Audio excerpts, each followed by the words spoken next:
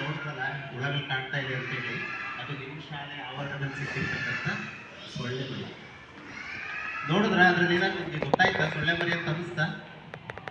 ಬಾಲ್ಗುಳ ಬರ್ತಾ ಇದೆ, ನೀರಲ್ಲೇ ನಮಗೆ ಈ ಥರ ಬರ್ತಾ ಇದೆ, ಕೆಲವೊಂದಿಲ್ಲ ಬರ್ತಾ ಇರೋ ನೀರಲ್ಲಿ ಟ್ಯಾಂಕ್ ಲೋಡ್ ಮಾಡ್ತಾರಲ್ಲ, ಟ್ಯಾಂಕ್ಗಳಲ್ಲಿ ಸ್ವಚ್ಛತೆ ಇರಲ್ಲ, ಹಂಗಾಗಿ ಆ ನೀರಲ್ಲಿ ಈ ಹುಳ ಬರ್ತಾ ಇದೆ ಅನ್ನೋದು ಸಾಮಾನ್ಯವಾಗಿರ್ತಕ್ಕಂಥ ಒಂದು ಕಂಪ್ಲೇಂಟ್ ನಮ್ಮ ಒಂದು ಟೌನ್ಶಿಪ್.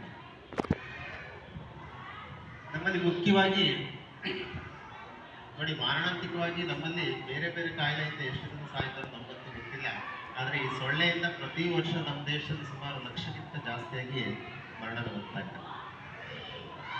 ಸೊಳ್ಳೆ ಎಷ್ಟು ಚಿಕ್ಕದಿದೆ ನೋಡಿ, ಕೀಟಲ್ಲಿ ಚಿಕ್ಕದು, ಆದರೆ ಕಾಟ ಮಾತ್ರ ತುಂಬ ದೊಡ್ಡದು. ನಾವು ಕಡಿದ್ರು ಕೂಡ ಬದುಕ್ಬೋದು, ಆದರೆ ಸೊಳ್ಳೆ ಕಂಡ್ರೆ ಬದುಕೋದಿಲ್ಲ ಅನ್ನೋದು ಒಂದು ಹೊಸ ಗಾಳಿ ಶುರು.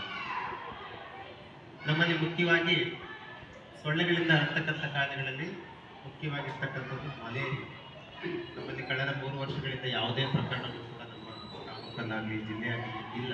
2035 ನಾವು ಮಲೇರಿಯಾದ ನಿರ್ಮೂಲನೆ ಮಾಡ್ತಕ್ಕಂಥ ಹತ್ತಕ್ಕೆ ಬಂದಿದ್ದೀವಿ. ಆದರೆ ಇವಾಗ ಕರೆಂಟ್ ಟ್ರೆಂಡಲ್ಲಿ ಇರ್ತಕ್ಕಂಥ ಕಾಯಿಲೆಗಳು ಅಂತಂದರೆ ಡೆಂಗ್ಯೂ ಮತ್ತು ಚಿಕನ್.